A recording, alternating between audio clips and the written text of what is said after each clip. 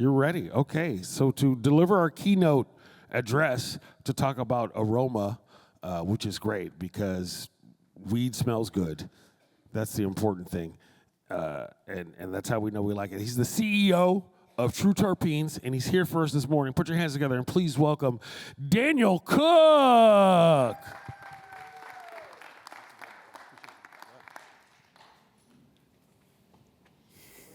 Good morning. How you guys doing? Good. Well, I'd love to talk about one of the most important and powerful forces shaping the identity of cannabis today.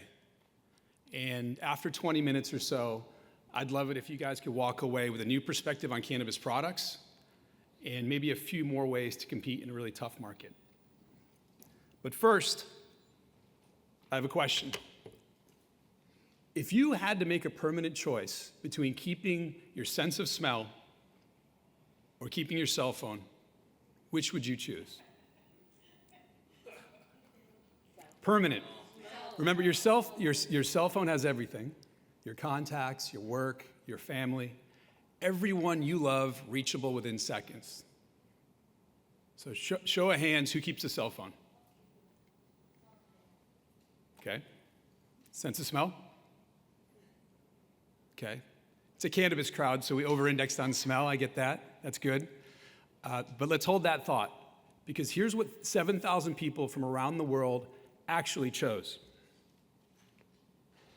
In a study by the McCann Group, over 50% of people picked the cell phone.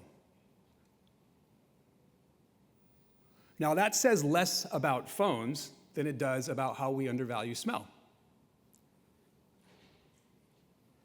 And in cannabis, a category experienced almost entirely through inhalation, that has a specific and a measurable cost. We breathe 20,000 times a day. Every 4 seconds, the nose is working. Yet most of us have no idea what it's actually doing. And there's a reason for that. And like every good story, it has a villain. Let's go back 300 years. The Enlightenment was based on a simple concept. If you can't measure it, it doesn't exist. Smell lost every test.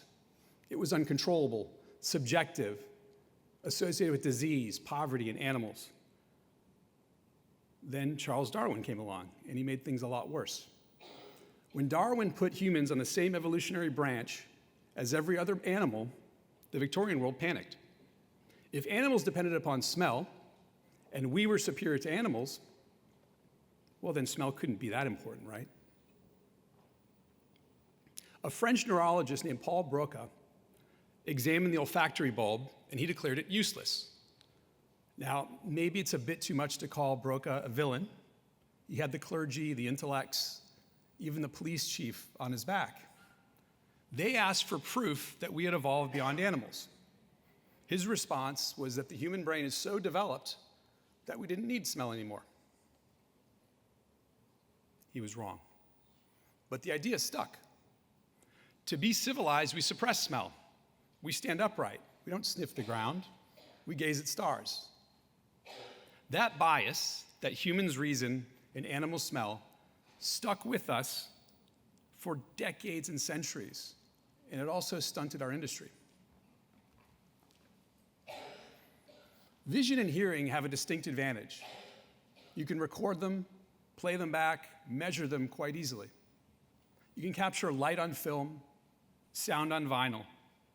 Technologies emerged to interface with these senses: screens, phones, speakers. Smell's different. It's not easy to record it. It's not easy to play it back. In fact, the only instrument that can really truly record smell is the human nose. And you can't wire that to a machine.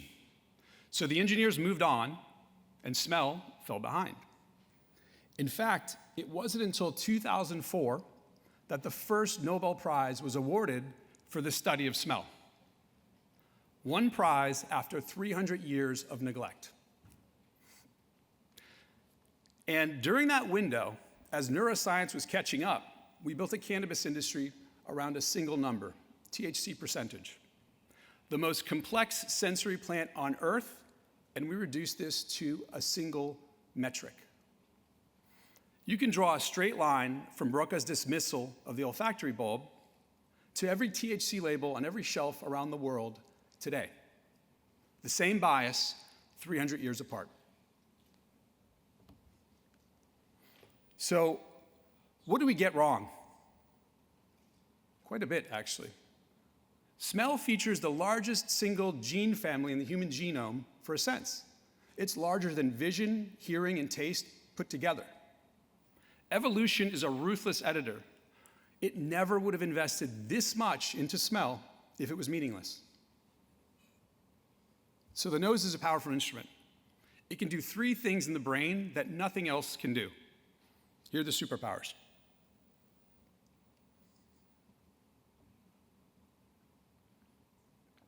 The first will surprise you a bit.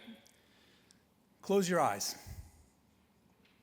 Imagine an Olympic-sized swimming pool, 2.5 million liters of water. Now you have a standard eyedropper, and you drop 3 tiny drops of a little compound called mercaptan into the swimming pool. Mercaptan, it's a thiol, it's a compound found in cannabis. Think rotten eggs, gas, skunk. That's mercaptan. But you walk by this pool, and your nose detects the mercaptan. 3 tiny drops in 2.5 million liters of water. The human nose can detect mercaptan at 0.3 parts per billion. That's a lot of firepower.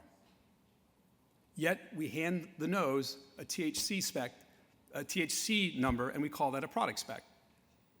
We built a Ferrari, and we've left it in first gear. I love this one. You guys know all of these smells.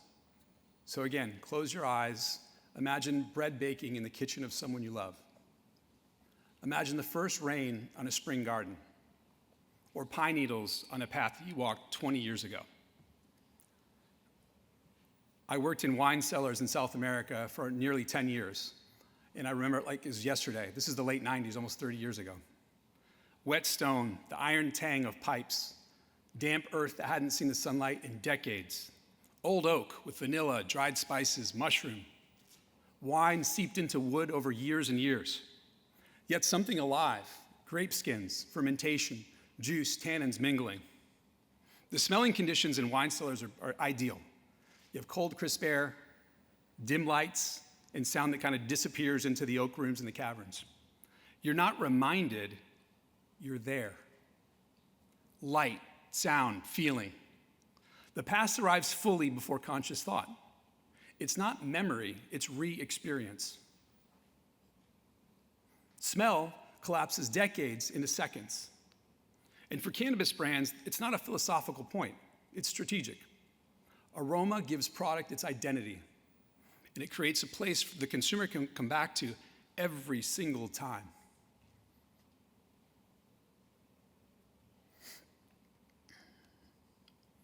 The third superpower is mind influence, and this one's a little bit more unsettling than the first 2.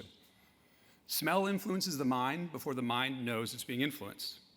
Researchers at Leiden University posed a question: can a smell that your rational mind does not notice actually change your behavior? They took participants of the study and they put them into 3 rooms.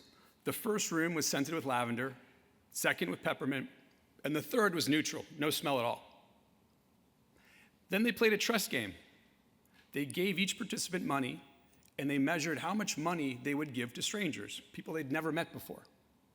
The lavender room gave significantly more. Lavender relaxes you, and that laid the foundation for trust. They didn't notice the aroma. They weren't told it was there. They made trust decisions subconsciously. Aroma set the social temperature, and behavior followed. The nose is a prediction engine, and it's wired directly to the brain.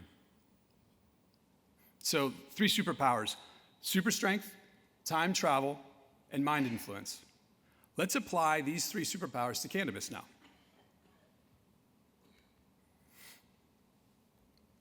Smell goes straight in. There's no filter, there's no reasoning, there's no routing system as there is with the other senses. It goes straight to memory, emotion, and pleasure. And in cannabis, a category experienced almost entirely through inhalation, aroma is not just a feature of the experience, it is the cannabis experience. And that changes everything about how we should build a brand.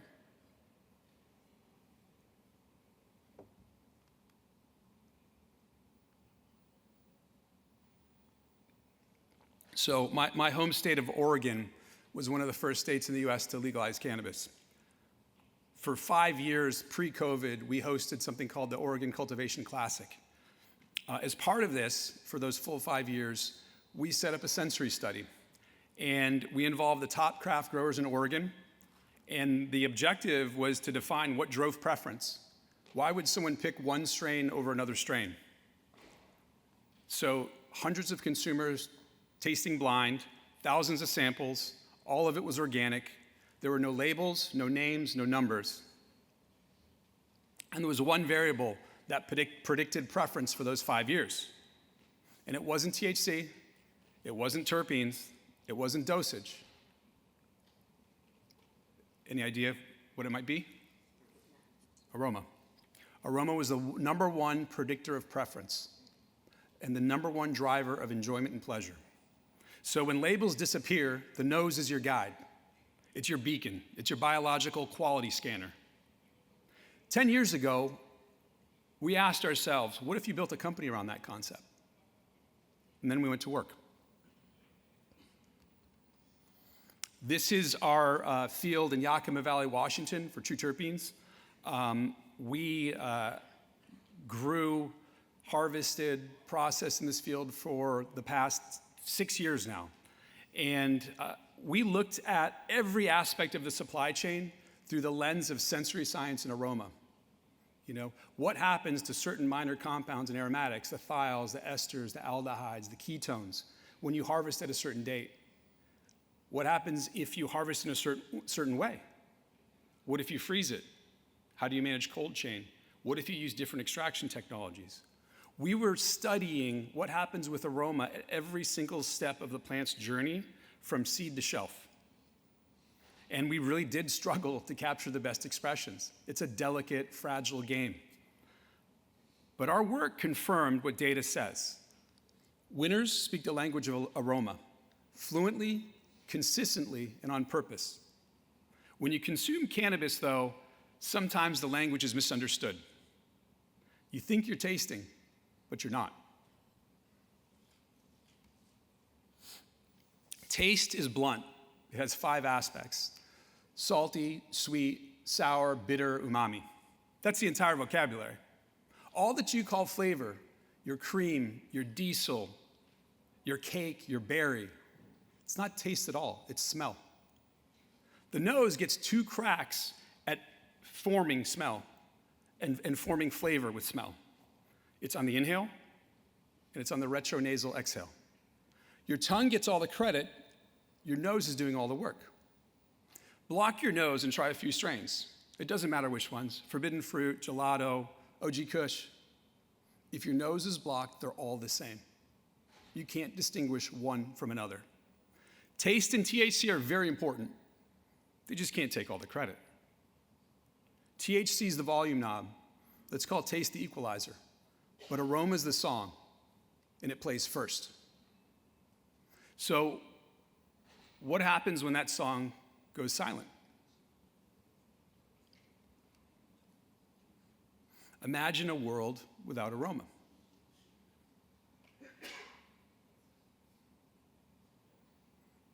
Joyless, flat, interchangeable, indistinguishable, no strains, no storytelling, no memory imprint, no trust signal. It's a commodity racing towards the bottom. Your nose is what separates a brand from a product.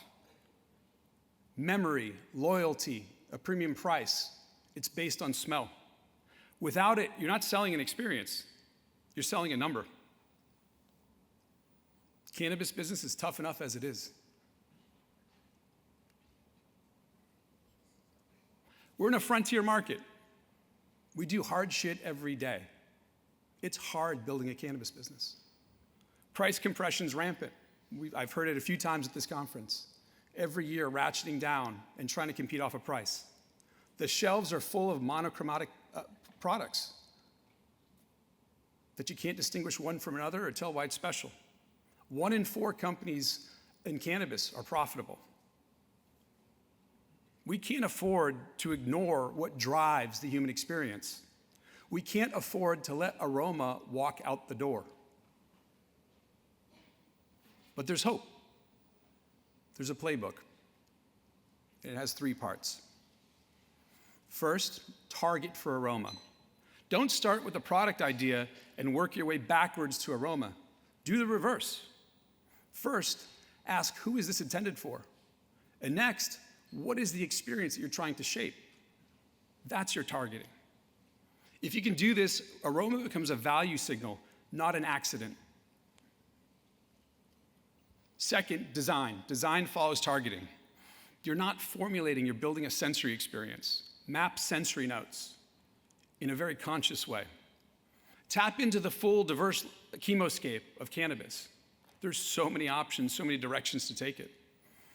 And involve your entire supply chain in design. It's the work of everybody, not just your product people. So operations, harvesting, logistics, quality. Design is only functional if it works across the entire supply chain. And if you can do that, you'll get consistency. That's what scales, that's what builds trust, and that's what builds durable brands. Lastly, this is the way more brands silently lose more value. Safeguard for aroma. Heat, time, oxygen, light, they're all working against you. These are the most powerful compounds in cannabis, the ones that shape unforgettable experiences, unique strains and cultivars, and make those unforgettable. But they're also the most fragile. They're the most delicate, and they're the easiest to disappear. It's not just a logistics problem, it's a chemistry problem. Every environment that these delicate compounds pass through is a test. It's an opportunity to pass or fail. Brands that win steward aroma.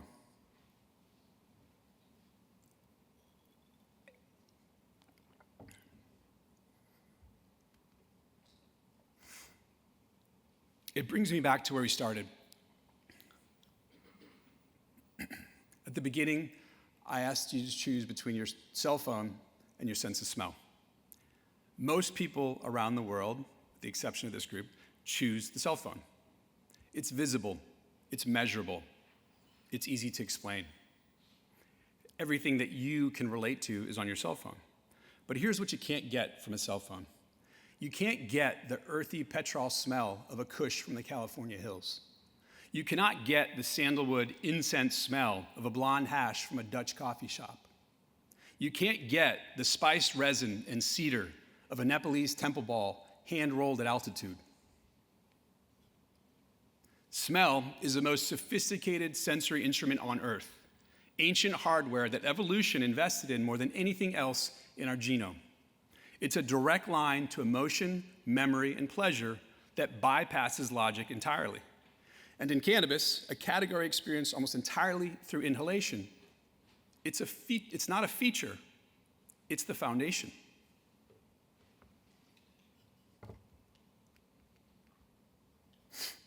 Brands that win don't just create aroma, we own it. Thank you.